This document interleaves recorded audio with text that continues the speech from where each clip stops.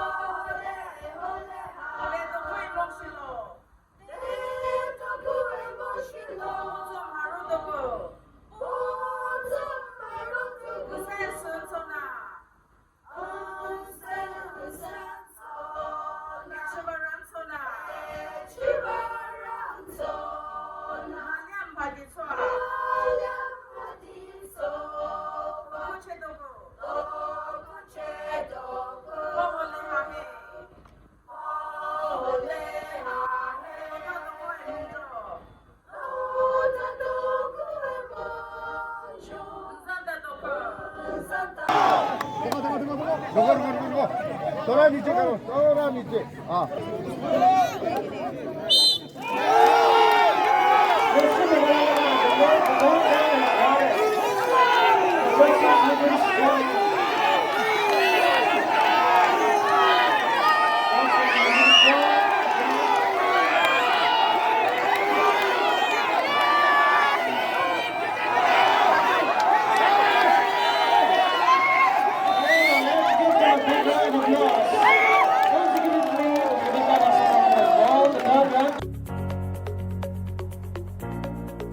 গোলাঘাটৰ পৰা কংকন দাসৰ প্ৰতিবেদন, এনিভাৰত 24।